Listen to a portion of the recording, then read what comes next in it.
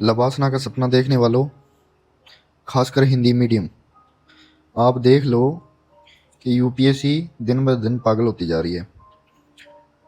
पहले वो fraud system चल रहा था कोटे में, ठीक है।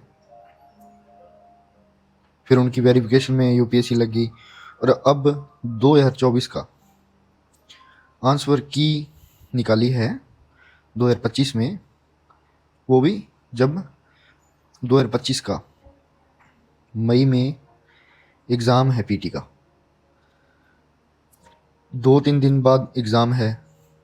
अब हमें आंसर की मिली है 2024 की, और उस आंसर की को लेकर कितने स्टूडेंट खुश हैं वो हम देख लेते हैं। उसमें हमें क्या मिला है देखने को। तो ये आंसर की मैं दिखाता हूँ आपको। ये है आंसर की यूपीएससी की। तो इस आंसर की में देखो, पहले तो यूपीएससी ने 3 क्वेश्चन तो ड्रॉप कर दिए। 3 क्वेश्चन तो यूपीएससी ने ड्रॉप कर दिए। वो कौन कौन से हैं देख लेते हैं। पहला क्वेश्चन है ये 20 नंबर वाला। फिर आ गया 52 नंबर का क्वेश्चन। ओके, उसके बाद में 57 नंबर का क्वेश्चन। ये क्वेश्चन डिलीट, इनको काट दिया। फिर इसके बाद में इनका क्या सिस्टम चल रहा है अब। ये क्वेश्चन देखो आप, यूपीएससी 2024 का क्वेश्चन नंबर 85 जो यूनियन बजट पे था, उसमें क्या हुआ कि ज़्यादातर एस्पिरेंट ने क्या किया था, इसका आंसर केवल 2 निकाला था।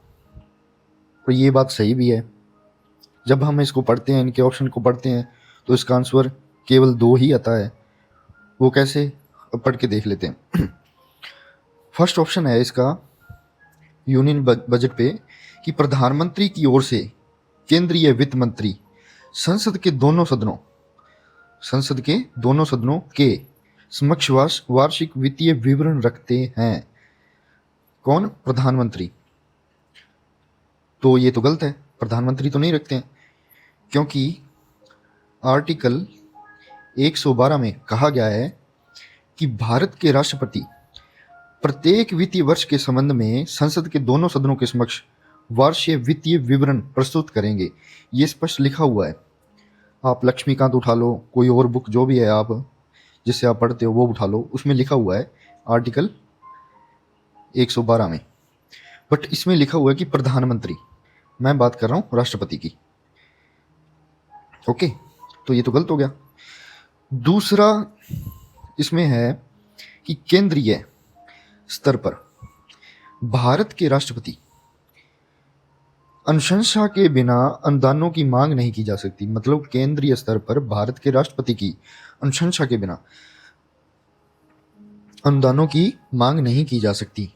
तो बिल्कुल ये तो सही है। तो इसका आंसर क्या निकलता है? केवल 2। बट यूपीएससी की आंसर की आई है 1 साल के बाद। उसमें क्या कहा गया है कि भाई आप गलत हो और बुक्स भी सभी गलत हैं। ये नहीं है इसका आंसर, ये है सी इसका आंसर है। ये दोनों सही हैं। भाई कैसे, ये कैसे दोनों सही हो सकते हैं? ठीक है, अब ये बताओ, इतने सारे मतलब स्टूडेंट हैं, उनको बस कॉन्फिडेंस होता है 2-3 क्वेश्चन का, 3-4 क्वेश्चन का मान लो कॉन्फिडेंस होता है कि यार हम इस पेपर को पास कर देंगे क्योंकि हमारे कट ऑफ से नंबर ऊपर जा रहे हैं। ठीक है, बट जब आंसर की आती है उसमें 3 क्वेश्चन तो डिलीट कर दिए कि ये तो है ही नहीं, साफ है इनका, तो वो किए हैं ना किए उनका कोई मतलब नहीं है। और जो हमने किए हैं, ठीक है, उनमें से इनकी अपनी मनमानी चल रही है, किताबें झूठी हैं, सब कुछ झूठा है। तो आप मेरे को ये बताओ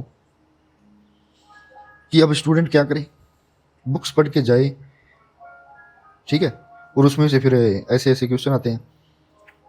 तो ये ऐसा जो चल रहा है ना, ये अच्छा नहीं है। आप देखो इसको, क्वेश्चन को देखो।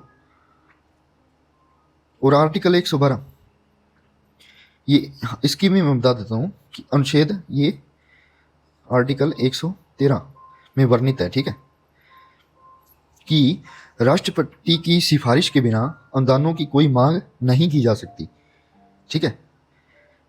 तो ये सही है, बट ये गलत है, और यूपीएससी ने आंसर इसका सही किया है, ये सी वाला। अब यार मेरे को लगता है कि हम इतना देखते हैं कि यूपीएससी इतनी बड़ी है, इनका सिलेबस भी एक साल पहले आता है, पीटी का देख लो, ठीक है, मेंस का देख लो, बट ये सिस्टम जब हम देखते हैं ना, तो उसके बाद स्टूडेंट सोचता है कि अब क्या किया। अब कईयों की 1 नंबर से या 2 नंबर से, ठीक है, रह जाते हैं, उनका पीटी रह जाता है, वो मेंस में बैठ नहीं पाते हैं, तो उनका क्या किया जाए। अब ये देखो, ये यूपीएससी ऐसे ऐसे काम कर रही है, तो भाई इनका कुछ नहीं हो सकता है, बस ये तो भगवान भरोसे। अब चलो ये छोड़ो, अब क्या है कि प्री आ गया है पास में, तो आप इन चीज़ों से ध्यान हटा के आप अपने प्री पे फोकस करो। 25 तारीख को प्री है। हिंदी मीडियम को मैं यही कहूँगा कि आप ये आंसर की से ज़्यादा वो अटैच मत होना, ठीक है, कि ऐसा ऐसा कर दिया, ऐसा नहीं होना चाहिए था। आप अपनी रिवीजन करें, प्रिपरेशन करें अच्छे से, सी सेट का अच्छे से देखें, और कूल माइंड से फ्रेश होकर अपना एग्ज़ाम दें। बस मैं तो यही कहना चाहूँगा, और आगे वीडियो आती रहेंगी। 2026 के जो स्टूडेंट होंगे उनके लिए मैं स्पेशल, हिंदी मीडियम की बात कर रहा हूँ, उनके लिए मैं वीडियो डालूँगा। अब चैनल बनाया है, ये मेरी फर्स्ट वीडियो है, आज की स्टार्टिंग है, और आगे मैं वीडियो और भी आपके लिए ऐसे कॉन्सेप्ट क्लियर करता रहूँगा, ठीक है। तो थैंक यू सो मच।